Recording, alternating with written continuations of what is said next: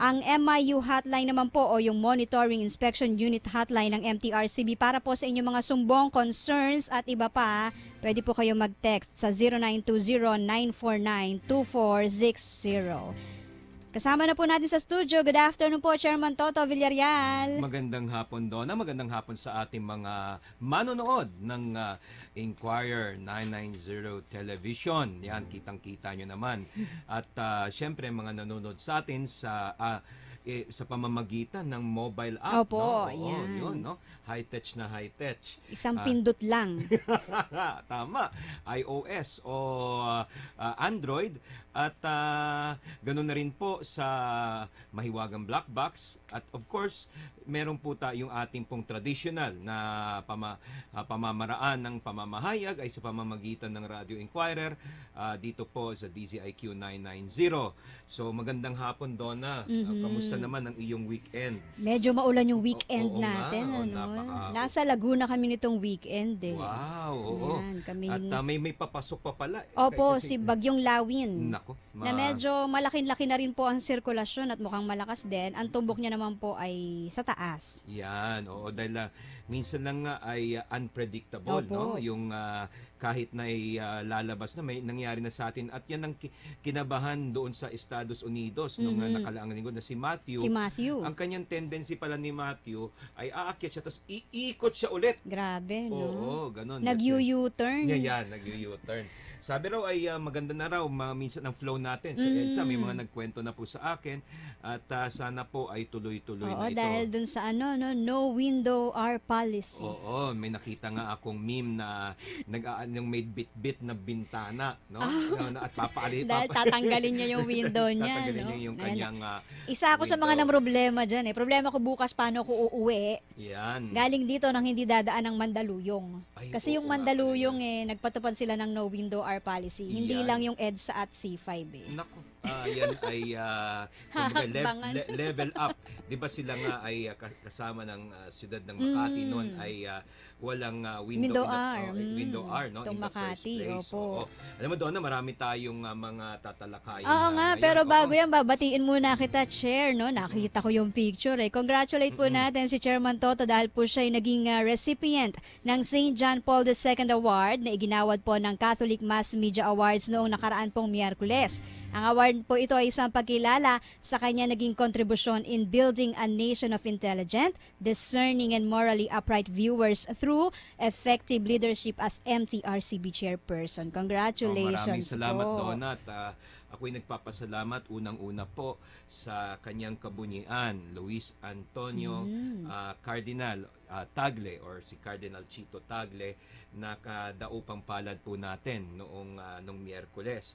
At sa kumbaga ay ang leadership po ng Catholic Mass Media Awards. Alam niyo po ay nagulat rin po ako dito dahil mga around 3 weeks ago pauwi yata ako mula dito sa Makati I got a phone call kay Father Jojo Buenafe na siyang station manager naman ng TV Maria. At sabi, ito pala raw with all humility ay only one of 2 awards na mismo po ang cardinal po ang kumbaga ang moving force. One of the other is I like to congratulate po ang Pauline Institute of Communications led by Sister Consolata Manding FSP. Doon sila naman po ang nakakuha ng tinatawag na Serviam Award. At ang Serviam Award rin po ay kumbaga ay yun rin po ay kumbaga ang moving force ay ang kung sino po ang Archbishop ng Manila. Dahil alam mo doon na ang Serviam yan ay ang motto ni Cardinal Sin, episcopal motto. Kasi pag nagiging bishop ka, meron kang kalasag, no? At yun ang linagay. Kasi yun ang positive way of saying. Alam mo sa ating sa Biblia, no, yung labanan nga ng mga mabubuting anghel at yung mga anghel na tinakwil ang Diyos led by Saint Michael the Archangel. Ang si Lucifer pala ay binigyan ng kumbaga ng choice, serviam or non-serviam. At sinabi niya non-serviam. Yun. At marami akong kaibigan, alam mo ba, pag gumigising sila sa umaga, ang una nilang sinasabi ay Serviam. Yun. So ako'y nagpapasalamat po sa pagkilala nito. Ito'y sabi ko nga po ay dinededicate ko rin po sa lahat ng mga kasama sa Movie and Television Review and Classification Board na kumbaga ay tinaguyod natin ang matalinong panonood para sa pamilya at lipunan ni Juan at Juana, sa ating mga local regulatory council volunteers noon po, sa ating mga deputies, sa ating mga katrabaho at mga collaborators, kasama na po si Miss Donna Dominguez. Salamat Yan. po. Oo, yun. Sa ating pong tanggumpay po ito. Yun. Ayan, at nabanggit nga ni Chair kanina yung matalinong panunood dahil lang tatalakayin po natin sa ating episode ngayong araw yung kanila pong matalinong panunood campaign na idinaos sa kapitbahay naming bayan, San really? Mateo. Oo. Taga Montalban kasi ako. Nako. Yan, oo. Daan-daanan. Yan, oo. Ay, meron akong kaso dating hinawakan dyan sa Montalban. Montalban. Oo. Montalban sa Naging Rodriguez. Tapos Montalban. May kinalaman, although hindi yan yung pinaka-main topic, pero tungkol sa treasure hunting noon. Oo, Di ba may doon, no? meron doon, marami doon eh. Tapos, ang kumbaga, ang nagmi-meeting yung mga nag-aalok na makisama kayo sa investment ng treasure hunting. Diyan pala sa mga iba't ibang mga fast food joint sa Cubao. Doon ginaganap Yung ang pagpupulong. Doon ka yayayain at aakitin sa treasure hunting. Kasi isang sakay lang eh. Yan, Galing Montalban, nasa Cubao ka na eh. Oo. At alam mo, unique yung itong naging matalinong panonood dahil una, ang mismong mayor ng bayan ng San Mateo, si Mayor Tina Diaz, siya ang pumunta sa MTRCB. Talaga? Oo. At binisita niya at sabi niya, gusto kong makadaupang palad ang mga liderato ng MTRCB para dalhin sa aming bayan ang matalinong panonood. I could not forget that kasi nung time na yon ay ako yung nag-host noong executive committee meeting naman ng Metro Manila Film Festival 2016. Malapit na rin itong MMFF so natin. naging guest namin bigla si Mayor Tina.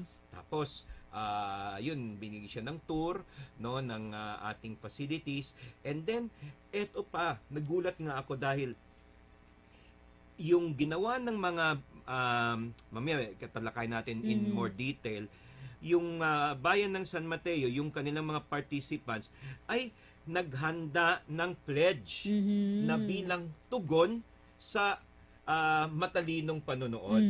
Sabi nga natin na ito ay kumbaga ay kultura na ating pinopromote ng, di ba nakalagay doon sa PD 1986 ay yung tinatawag nating culture ng self-regulation. Kaya lang, ang self-regulation, nagiging makabuluhan lamang yan at epektibo kung ang ating citizenry ay united at ang ay enlightened at empowered. Yun. Nako, medyo masa-starstruck ka na naman dito. At saka magkaka-shade tayo, no? Hindi naman tayo nag-uusap-usap. Kasi dahil ito ay buwan ng Rosario, no? At sabi nga yan, kaya naka-October medal sa nating at yan yung shade of blue. Opo. Yan. Pati si Miss Diana eh. Yan, oo. Actually, meron pa kaming isang surprise. Sana may scoop kaming bit-bit sa'yo, literally. Scoop, no? At sana ay parating na, sana hindi na traffic. Gusto ko pong ipakilala po sa inyo. Una po, ang kasama po namin na matagal na rin sa MTRCB. Siya ay dati naming executive director nung panahon po ni Tita Mids. Siya ay naging pangulo ng kapisanan ng mga broadcaster ng Pilipinas noong 2003. KBP ka na ba doon? KBP po. Ay, 2003, hindi pa. Ay, baby ka pa noon. Oo, dahil si Donna po, eternally po, ito ay naka-JS prom pa rin. Oo. At siya po ay co-chair ng Adjudication Committee at umupo rin po sa Budget, Modernization, at sa LRC committee namin, as well as doon po sa Admin Oversight, kung siya po ay chairperson namin. Ang Debonair po, at ang kanilang batch po ay sa 21st ay kumbaga isa sa mga magse-celebrate sa Ateneo Law School na homecoming, Attorney Jose Antonio Tony Veloso. Magandang Ayan, hapon. ganun po. Magandang hapon, Chair, at magandang hapon, Donna, Ganun at po. sa inyong mga taga-pakinig at taga-panood. Yan, oo. At ito, sabi ko nga ay ito yung walang kakupas-kupas, no? Walang kukupas, no? Dahil noong ako'y grade 6 ay napapanood ko yung Balintataw. Grabe. Na yan, oo. Ang award pa noon, di ba may tusok-tusok eh. Yung, yan, iba pa yung shape ng award noon. At siya po ay naging board member noong time rin ni Tita Mids. At siya po ay nagbalik MTRCB. Sa ngayong kapanahunan, marami po siyang mga palabas pa rin sa telebisyon. Siya rin po ay, of course, batikang aktor. Isa po sa gumanap kay Andres Bonifacio. Yan, no? Yun. At Best Actor Awards para po sa pelikulang Hari ng Tondo sa 10th Cinemalaya Philippine Independent Festival noong 2014. Walang iba kundi po ang kumbaga ay the love of the life ni Bamba Perez, ni Miss Barbara Perez, the great, the debonair, the dashing, through the snow. Ang idolo po namin sa Ateneo de Manila ng kahit mga grade school, kilala pa siya dahil tinuturo ng mga lola, crush ng mga lola, Mr. Robert Arevalo. Magandang hapon po sa inyong lahat. Ganda-ganda ng boses. Magandang hapon, Donna at Hello po. Chair. Yan, oo. At ito, Donna, Oo. ito yung scoop mo. Oo nga eh. Ang scoop natin ay hindi lang balita, kundi living being. 'Di ba? Sa eskwelahan, meron tayong living things at non-living Non-living things. things. Alam nito, ano yan? Yan, yan. So, mamaya si Racy Amado makikita natin na living thing. Oo. Yan. Ewan ko lang si Fernan, kung tsaka si Eddie. Di ka tiyak? Di tiyak, ikaw nagsabi. Ayan, no? Yun, no? Papakilala ko po ang isa sa pinaka kumbaga ay bago naming board member, no? Batikang na direktor na napakabata, no? Very avant-garde, ika nga, no? I'll ask him kung kung to tell both our televiewers, our web viewers, and our mga radio listeners to tell them about more of himself. Si Direk Niel de Mesa, board member Niel de Mesa. Good afternoon sa mga tagapakinig.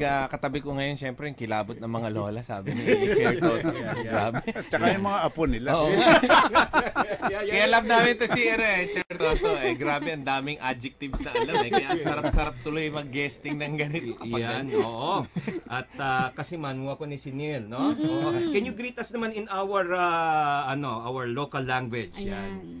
Sa mga listeners natin na Ilonggo, kabalo ko magbinasaya. Kamusta na kayo? Please keep on listening to MTRCB Uncut. Siyempre, ang napakaganda natin, no? Gwapa-gwapa kid.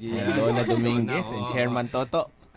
So sa aton nga mga ginapalangga ko gid nga nagataga-palamati, nagapananaw diri sa aton nga programa MTRCB Uncut. Aton nga kay amigo gid ini si Neil de Mesa kay bugal man namon. Bugal mo namon ini. Okay, yan. Neil, can you tell us about yourself na because since you are our Benjamin, so to speak. Benjamin. Yan. Before the other guys come in in the next few days. Yan, I will take advantage na kay palangga good ini si Neil. Wow. It's my honor to be your palangga. Love you langga, yun ang song. Anyway, I'm one of the people who actually endorsed the president to run for office last October. Kami nila Jimmy Bondoc, Luke Mijares, Isa Sigera, Freddy Aguilar. So I usually host the events din ni President Mayor. Tapos I'm a Palangka award-winning writer, I'm a published author. I'm a filmmaker. What else? I'm a singer-songwriter, as many of you would probably know me. Kapag lumalabas ako, grabe ang improvement dito sa Inquirer 990, di ba? Ngayon meron tayong live streaming, tapos So, nakalimutan ko maglagay ng eye blocks ko. Naitatak niya yun eh. Kasi akala ko audio lang tayo eh. Grabe ang improvement, ang bilis Naka-TV na. TV na, kasi sa Mahiwagang Black Box. In fact, Neil, the popularity ng Mahiwagang Black or branding feeling yon. Yung mismo Opo. yung Digibox na lang para neutral time. Digibox. Oo, kasi may RCA version sa No. Raon at si Hidalgo. It was one thing that we've noticed na product ng matalinong panonood. You know that periodically, even the chair himself would clamber up the buses in EDSA. Oo, para doon sa other theatrical venues natin, no? Yung mga bus at saka mga ferries at kasi hanggang PG lang dapat diyan. And hassle sa kanila, ang nangyayari is nung hindi pa masyadong alam nila yung patakaran, ay mahilig sila kung ano-ano lang sinasalpak na ginagamit yung USB bilang storage device. Well, sabi ko, huwag kayong mag-alala, mas malaki ang parusa kung si Ansel Adriano makakahuli sa inyo kasi kaila Kuya Ansel, hindi Ansel Beluso, Ansel Adriano. Sa OMB, Sa OMB. yan ay pirated. Pirated. Oo, kasi Downloaded. kasi intellectual property issue 'yan. Yes. Sa MTRCB naman po, ang tawag natin ay unrated. Dahil anong kasiguruhan natin na yung pinapalabas mo, yan mismo ang linatag at pinakita sa amin ng ating mga movie makers or distributors. It's our way of protecting and the industry. Ngayon, ang naging storya dito ay hassle sa kanila. So, marami na, yan, si Attorney Veloso, alam niya na sa adjudication natin, maraming mga resolutions na nagkakaroon sila ng community service pa nga. Wow. Oo, ganyan, no? Through mga matininong panonood seminar. May nahuli kami dyan na, sorry to say, na-refer pa namin sa IACAT, sa Interagency Council Against Trafficking, kasi, actually, hindi siya X-rated. Ito yung nuance, Donna. Kasi yung mga report, yung mga kaibigan ko sabi, Chair, X-rated kasi ang ibig sabihin X-rated, yung sobrang bold, may mga extraordinary sexual scenes na wala pa better term. Kaya lang, pag X-rated, ibig sabihin, na-rate na namin. Actually, yun ay pornography and therefore unprotected speech. And therefore, kasi ang ginagawa, may mga kababaihan pinapalabas yung doon sa USB nga, may sections pa parang sa pagbibili ka ng video, 'di ba? May parang chapter 1, chapter 2, tracking. Tapos after that, may pimp na voice over, tapos ini-interview yung babae na, sorry to say, coming from alam mo yung medyo sa marginalized. Tapos biglang magsi-strip. Tapos, what are your hobbies? Sasabihin niya, sex. Ganun kagrabe. Parang fake casting call. Yung Oo. Pero for a call for another thing. Oo. And then, at the end of the, dun sa track na yon, merong address pa ng email or website if you want to partake of this particular so-called, sad to say, product. Huh? Oo, ganon. Aba. And that was repeated many times over in that particular material. So we had to refer it to IACAT. Of course, ang isa nating finding rin nila Attorney Veloso noon is, well, ang rason naman ng mga drivers is pampagising nila. No, lalo na pag may provincial buses na so we have to also balance. No, Para sa driver pala yun eh. No? Sabi niya, sir, kami lang naman yan, hindi naman. Kaya may mga ang malino ng driver, hindi ko makakalimutan yan pagkakit ko. Oo, nalagay na, sabi ko, ano ba mga material nyo dito? Sir, wholesome. Wholesome, ha? So, nakaharap ako sa kanya, yung screen nandito sa head ko, sa ulo ko. Pero, ang screen humaharap dito sa likod ko. So, wholesome. O sige, pwede ba natin mapanood? Siyempre, sir. Ganun pa eh. Yung talagang perky-perky May conviction. Oo, yan. Tapos, ang nangyari, ito, kasi nakatutok doon yung mga major radio stations, ganyan, etc. Kasama ko si board member Gladys Reyes, buti si Bobby Anos nasa baba pa, sumigaw siya ng shriek talaga. Nakala ng mga tao may bomba o whatever, ganyan-ganyan, or may crime na nangyayari. Literal na bomba. Oo, yun. Iba pala metaphor. Na-shock lang pala. So nagsabi sa akin yung doon sa kabilang istasyon, sabi, si Gladys Reyes po ay sumigaw dito, titingnan po natin kung anong nangyayari. Ganyan-ganyan. Pala, doon na yung sinasabi ko yung inaalok yung yun. Grabe. So with that experience, we've noticed that in our last inspections that we've conducted, they have already, simple na lang, they invested on that one, wala pang 2,000 peso na digibox. And then, the ratings are cut out already for them. Ganyan. Nandiyan na yung at saka alam nila, hanggang SPG lang doon. Yun. So, that's an improvement. Di ba? Yung matalinong panonood ay biglang makikita mo na na-ingrain na. Yan. Yun yung... Understanding ko na bawasan yung mga violations. Ayan yung Tony. Kasi hindi na ganun karami yung mga reklamong na tatanggap namin sa ahensya. Kasi dati talagang madalas, even during the time of Senator Grace po, na our chairman din, no? Marami kaming natatanggap na reklamo doon. That's why we had to enter into a memorandum of agreement with LTFRB para Marina. Oo, para nga magkaroon ng ngipin itong ano namin, no, yung regulation, no. Pero ngayon konti na lang Kasi alam niyo 'yon, nangyayari doon is they realize kapag nahuli namin, automatic may kaso ka sa LTFRB.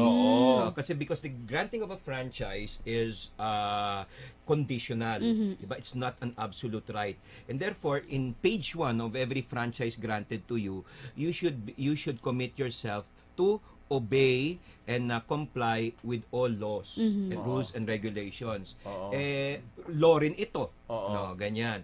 So, doon sila na medyo nga nabawasan doon. Yun. Pero Sir Toto, ang ganda-ganda ng interagency collaboration with NTRCB and LTFRB. Kung hindi dahil doon, lalabas ang pagkaklara ni Gladys Reyes.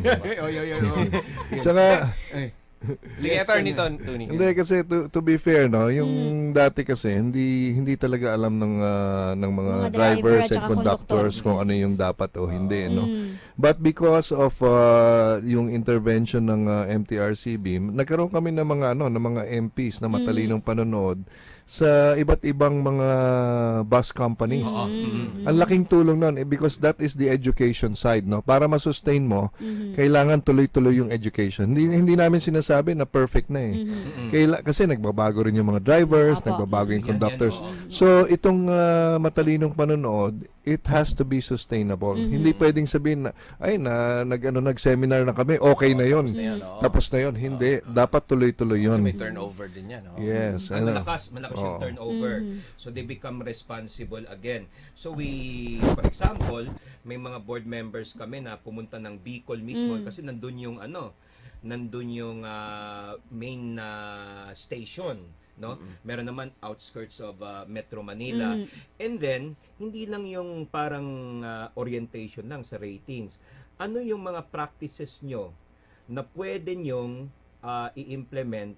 For example, importanteng component doon ay ang HR nila.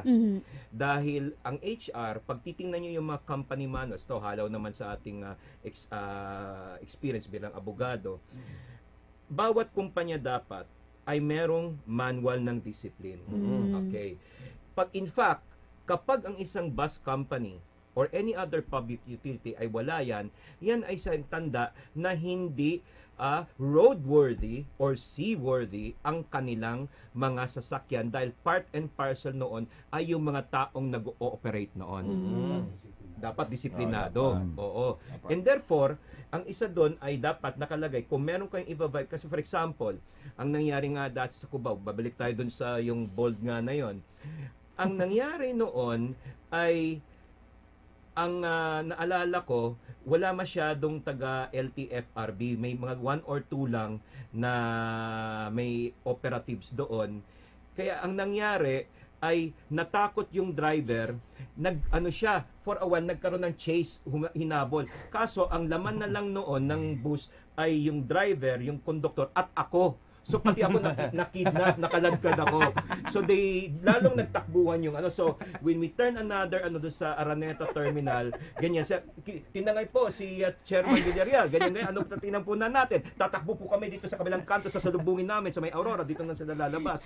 Ganon. So officially naging action star kayo for a day. Yan, Itinakbo yung bus kasama ka, no? Yun yung but yun nga, and we are thankful na yun kasi heightened awareness kasi ganito yan as lumalawak yung larangan, kumbaga kung saan nanonood ang ating mga kababayan, nagdadagdag yung sphere of responsibility umi-expand.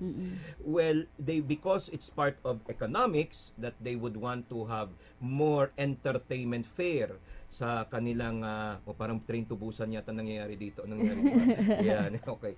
So, lulusob na tayo ng mga zombie. Zombie. Pag nakaganon pa si Kuya eh. Oo. So, yan. Aray ko! Yan, okay. So, yun yung they have to realize that under the law buses are considered alternative theatrical venues. And then I also recall, siguro bago pa lang si Sir Robert sa pagbalik niya sa MTRCB noon, pati yung mga coffee joints or mga bistro like halimbawa sa Quezon City na biglang magpapalabas. Oo. Ngayon, buti kung regular pala nila. Kung regular mong ginagawa, nagpapalabas ka, pasok ka na sa jurisdiction namin bilang theater. What is worse, I could remember, nasa Tagaytay ako noon sa Robert, biglang nakita sa isang Facebook post na may meet and greet yung mga actors, alleged actors. Ito yung na kakarule lang na hindi fit for public exhibition. So kala nila porket ipapalabas sa restaurant ay okay na. Oo. So may blind item tayo ngayon. Yan. Ano na to? Natapos na ito iba nag-adjudicate no o si BM Boyet, BM na naman kasi nakakatawa nito ay na-discover pa namin na a group of professionals own that particular they are leasing that particular restaurant. They own the restaurant. They're leasing space. Tapos hindi nila alam na parang sinablis for that evening yung magpapalabas noong hindi magandang palabas. Yan, ganon. So, nagkaroon pa ng parang third party complaint, nagka-ekis-ekis pa. So, sabi namin, self-reg dapat kayo kasi pipiliin nyo kung sinong ipapalabas dyan. Kung kaya nga when you came in, natuwa ako dito, siguro after the break, kwento natin yung nangyari dun sa San Mateo. Dahil dito, biglang yung mga mismo, ang tawag namin ni Neil, pumuloyo. Yung townspeople, yan, townspeople. Yan, mga nagaling sa pueblo. Madlang people. Yan, madlang people. Ay biglang may oath na sinabit sa amin, lahat sila, iba't ibang age groups yon. Para sa matalinong panonood. Sige po, mamaya tatalakayin po natin yan, yung matalinong panonood campaign ng MTRCB sa San Mateo, Rizal. Makalipas lamang po ang ilang paalala, 34 minutes makalipas ang alas 2 ng hapon.